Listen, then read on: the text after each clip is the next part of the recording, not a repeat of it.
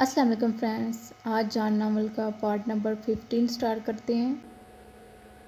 ہوش آیا تو اپنے کمرے میں تھی اور سب میرے پاس بیٹھے تھے، ان میں اماں بھی تھی۔ میں مارے غصے کے اٹھ بیٹھی۔ اماں اٹھ کر میرے قریب آئی تو میں نے پیچھے ہٹتے ہوئے کہا، اماں کتنا ظالم ہے تمہارا بھائی، ایک بے گناہ کی جان لے رہا ہے۔ ارے ایاز کو تو اس کے بھائیوں نے قتل کیا ہے، اب وہ سزا پا رہے ہیں، اور ماموں نے یہ جانتے ہوئے بھی کہ قدیر بے گناہ ہے سارا کیس اس پر ڈال دیا۔ اپنے بیٹے کی موت کا افسوس کہ ایک بے گناہ کو پھانسی پر چڑھایا جا رہا ہے۔ میں پوچھتی ہوں کہ کیا یہ قتل نہیں جو ماموں کر رہے ہیں؟ ارے کوئی ہے جو ماموں کو قدیر کے قتل پر سزائے موت دے، پھانسی لگائے؟ کوئی ہے جو اس ظلم پر انصاف کرے گا تو انصاف کرے۔ بس کر عائشہ، وہ تیرا ماموں ہے، اماں نے تڑپ کر کہا۔ میرا کوئی ماموں نہیں۔ اف، اس قدر جھوٹ، اس قدر ظلم، وہ بھی اس بندے کے ساتھ جو دوست کے بعد بھی دوست کے باپ کا سوچتے ہوئے موت کو گلے لگا رہا ہے۔ خدا کے لیے اماں ماموں کو سمجھائیں، میں نے کہا اور رونے لگی اپنی اور قدیر کی بے بسی پر۔ اماں نے اپنی پوری کوشش کی محض میری وجہ سے، مگر ماموں کا دل بالکل پتھر کا ہو چکا تھا۔ فیروز بھائی نے بتایا تھا قدیر کے باپ نے سپریم کورٹ میں پھانسی کے خلاف اپیل دائر کی تھی، مگر وہ خارج کر دی گئی۔ پھر انہوں نے صوبے کے وزیر اعلیٰ سے رحم کی اپیل کی، وہ بھی رد کر دی گئی۔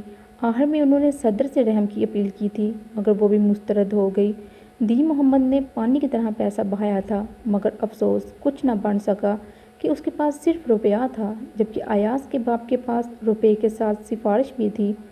پرویز بھائی نے یہ بھی بتایا تھا کہ سپریم کورٹ سے اپیل خارج ہونے پر بھی دین محمد نے بڑی عدالت میں ماموں خالد کے قدموں میں گر کر کہا تھا، مہر خالد، میں تم سے ظالموں کے لیے رحم نہیں مانگتا، مگر قدیر بے گناہ ہے، یہ تم اچھی طرح جانتے ہو، اور پھر وہ تمہارے بیٹے کا دوست بھی تھا، کچھ تو خیال کرو۔ میری ساری زمین لے لو مگر قدیر کو معاف کر دو، یہ ظلم ہے جو تم کر رہے ہو۔ مجھے چودھری کہلوانے کی اتنی بڑی سزا نہ دو، میں خود کو چودھری کہلوانا چھوڑ دوں گا، بس ایک بار تم قدیر کو معاف کر دو، میں یہ علاقہ ہی چھوڑ کر چلا جاؤں گا، میں پھر کبھی تمہیں اپنی شکل نہیں دکھاؤں گا، صرف ایک بار، ہاں صرف ایک بار تم قدیر کو معاف کر دو، ایاز کا دوست ہونے کی اسے اتنی بڑی سزا نہ دو۔ جواب میں ماموں نے کہا تھا، دین محمد میرا ایک ہی بیٹا تھا، اگر وہ نہیں رہا تو تمہارے تین بھی نہیں رہیں گے۔ دو نسلوں کی یہ سرد جنگ اب ہمیشہ کے لیے ختم ہو جائے گی، کیونکہ آنے والی نسلیں ہی ختم ہو گئی ہیں۔ میں قدیر کو معاف نہیں کروں گا، وہ بھی اپنے بھائیوں کے ساتھ پھانسی پائے گا۔ پھر وہ اپنے آدمیوں کے ساتھ چلے گئے۔ پھانسی کی تاریخ کا اعلان کر دیا گیا تھا، اور آخری ملاقات میں فیروز اور پرویز بھائی بھی گئے تھے۔ تب دین محمد نے ان کو دیکھ کر کہا تھا، پرویز دیکھو میرے شیر پتر کو، بے گناہ ہوتے ہوئے بھی ہنس کر موت کو گلے لگا رہا ہے۔ اتنا کہہ کر وہ رونے لگا، جبکہ اسے قدرت نے زندہ چھوڑ دیا تھا۔ قدیر باپ کو تسلی دے رہا تھا، اس کی آنکھیں خشک تھیں، مگر باپ کی آنکھوں سے مسلسل آنسو بہہ رہے تھے۔ پھر ملاقات کا وقت ختم ہو گیا اور یہ لوگ واپس آ گئے، اور پھر ان تینوں کو پھانسی ہو گئی۔ پھانسی سے پہلے قدیر نے اپنی آخری خواہش جو ظاہر کی تھی وہ یہ تھی کہ اسے مہر خالد کے آبائی قبرستان میں ایاز کے پہلو میں دفن کیا جائے۔ اس کے باپ نے یہ بات مان لی تھی، اور ماموں خالد نے بھی اپنے قبرستان میں اس کو دفن کرنے کی اجازت دے دی تھی کہ انہوں نے اپنا بدلہ لے لیا تھا، جو سزا انہیں ملی تھی وہی وہ دین محمد کو دے چکے تھے۔ ایک بیٹے کی موت کا بدلہ انہوں نے اس کے تین بیٹے مار کر لیا تھا۔ عدالت میں انہوں نے خود ہی دین محمد کے خلاف زیادہ بات نہ کی تھی، حالانکہ وہ چاہتے تو دین محمد کو بھی پھانسی کی سزا ہو سکتی تھی، مگر وہ دین محمد کو اپنی طرح زندہ دیکھنا چاہتے تھے، مگر قدرت کو کچھ اور ہی منظور تھا۔ قدیر کو لحد میں اتارتے ہوئے وہ ایسا گرا کہ پھر باقی دو بیٹوں کی تدفین کے لیے نہ اٹھ سکا، اور رشتہ داروں نے اس کو بھی باقی دو بیٹوں کے ساتھ دفن کر دیا۔ دشمنی ختم ہو گئی اور دین محمد کی سزا بھی ختم ہو گئی تھی، نہیں ہوئی تھی تو میرے ماموں کی اور میری۔ رہ رہ کر قدیر کا چہرہ میری آنکھوں کے سامنے آتا اور مجھے اس کی بے بسی کا احساس ہوتا کہ میں زندہ ہونے کے باوجود اس کے لیے کچھ نہ کر سکی۔ میری طبیعت اب زیادہ خراب ہی رہتی تھی۔ ایاز سے زیادہ مجھے قدیر کے مرنے کا دکھ تھا۔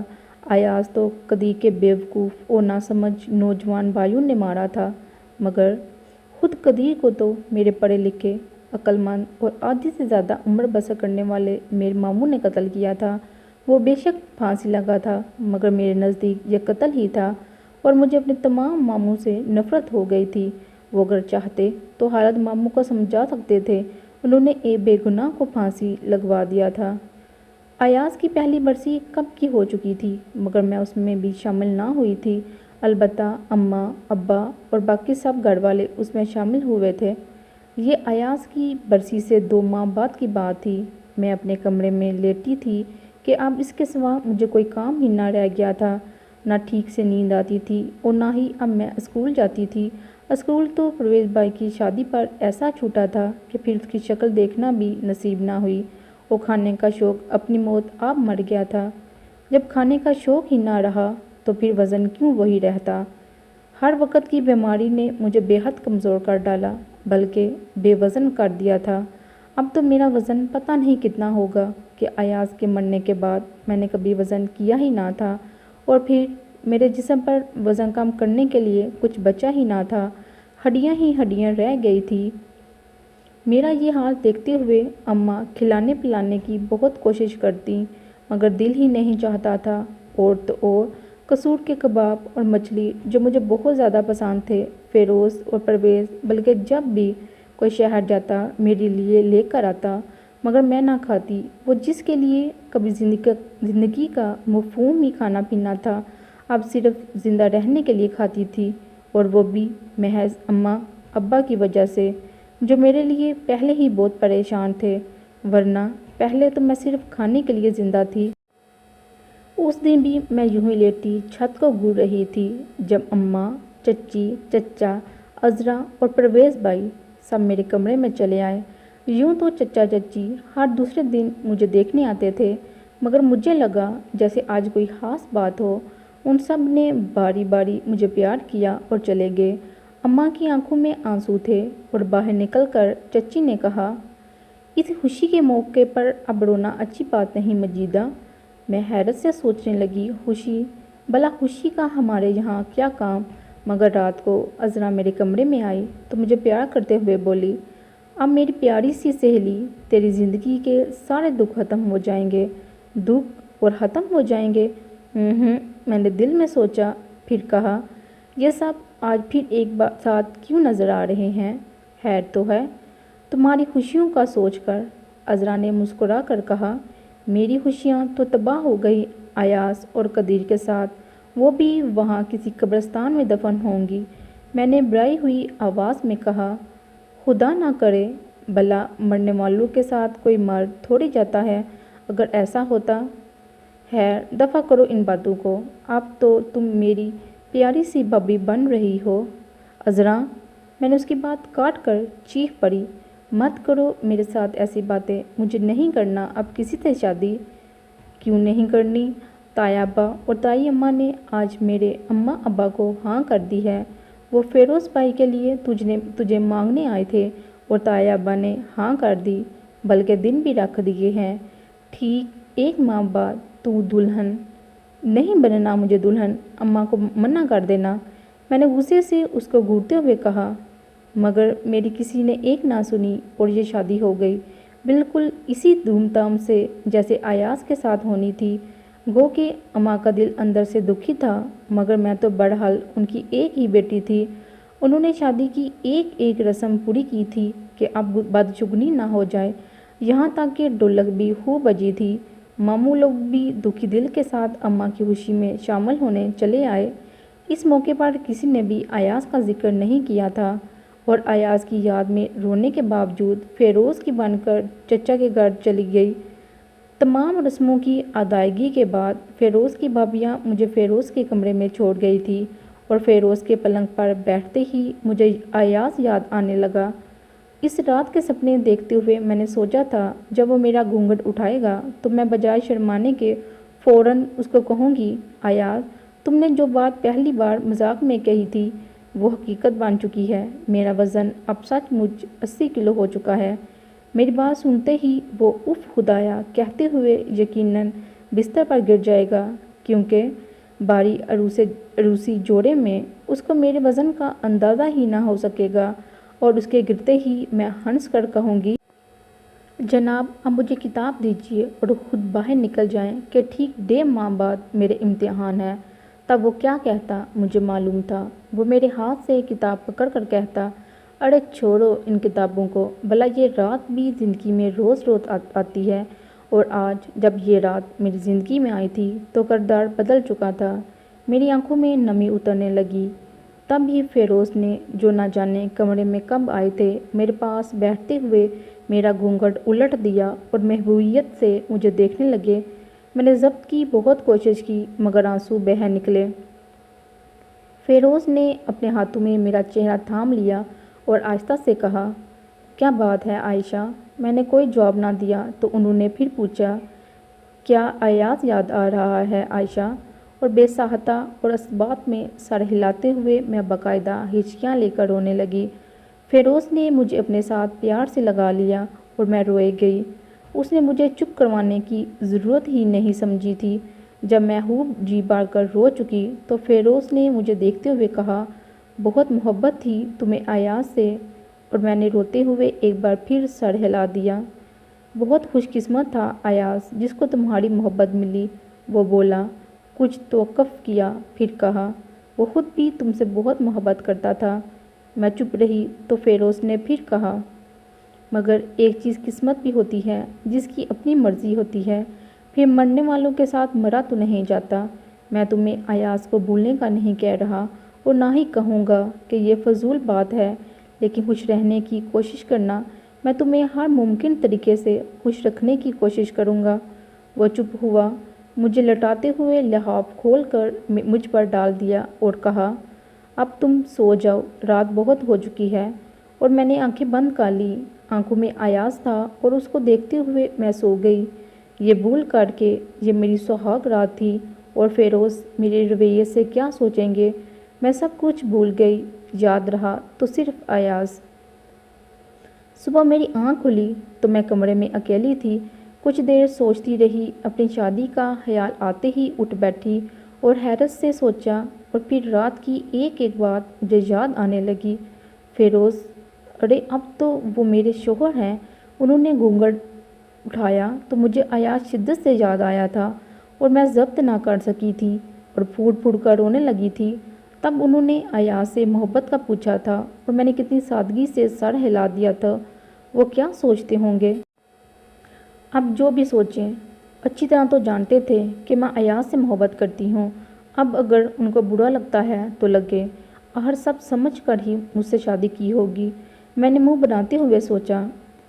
مگر فیروز کو شاید برا نہیں لگا تھا، کیونکہ جب میں بیٹھی اس کی ناراضگی کا سوچ رہی تھی تب فیروز ٹاول سے بال خشک کرتے ہوئے اندر داخل ہوئے، مجھے بیٹھا دیکھ کر ہلکے سے مسکرائے اور کہا، کب اٹھی ہو؟ میں نے بھابھیوں کو منع کر دیا تھا کہ کمرے میں نہ جائیں، تم اب بھی سو رہی ہو؟ ابھی اٹھی ہوں، میں نے نظریں نیچے کیے جواب دیا۔ فیروز میرے قریب آئے، ہاتھ پکڑ کر نبض دیکھی، پھر مجھے دیکھتے ہوئے بولے، بھابھیوں کو آپ بلا لوں یا؟ وہ اصل میں عذرا بھی آئی بیٹھی ہے۔ او ہاں یہ لو۔ انہوں نے ڈریسنگ سے دوپٹہ اتار کر میرے اوپر ڈال دیا اور ایک گہری نظر مجھ پر ڈالتے ہوئے بولے، رات تم سو گئی تو میں نے سوچا تمہارے یہ گہنے تمہیں زخمی نہ کر دے، اس لیے احتیاط سے اتار دیے۔ آپ نے خود ہی تو کہا سو جانے کا کہا تھا، اگر ساتھ گہنوں کا بھی کہہ دیتے تو میں اتار دیتی، میں نے اپنی صفائی میں کہا، حالانکہ یہ کام تو مجھے خود ہی اپنے آرام کے خیال سے کر لینا چاہیے تھا، مگر ایاز کی یاد آتے ہی میں سب کچھ بھول گئی تھی۔ ہر بات کے جواب میں رویا نہیں کرتے، زبیدہ بھابھی نے مجھے پیار کرتے ہوئے کہا، پھر شرارت سے ہنستے ہوئے بولی، ذرا دیکھو تو تمہارا دلہا تمہارے رونے سے کتنا پریشان ہو رہا ہے۔ تب میں نے بے ساہتہ فیروز کی طرف دیکھا، وہ مجھے ہی دیکھ رہے تھے۔ میں نے نظریں جھکائی تو چھوٹی بھابھی نے پوچھا، ارے رات کپڑے نہیں بدلے؟ کیوں؟ انہوں نے میری آنکھوں میں الجھتے ہوئے پوچھا، ادھر میری طرف سے جواب نہ پا کر فیروز کو دیکھا۔ طبیعت ٹھیک نہیں تھی اس کی بھابھی جی، اس لیے بغیر لباس بدلے ہی لیٹ گئی، فیروز نے مجھے دیکھتے ہوئے آہستہ سے کہا، اور پھر باہر نکل گئے تو زبیدہ بھابھی نے پوچھا، کیوں عائشہ، کیا ہوا تھا رات میں؟ کچھ نہیں بھابھی، بس اچانک ہی ان کو دیکھ کر مجھے ایاز یاد آ گیا اور آنسو نکل پڑے تھے، میں نے بھرائی ہوئی آواز میں کہا۔ تو زبیدہ بھابھی نے پوچھا، کیا تم نے فیروز کو بھی بتا دیا تھا کہ تمہیں ایاز یاد آ رہا ہے؟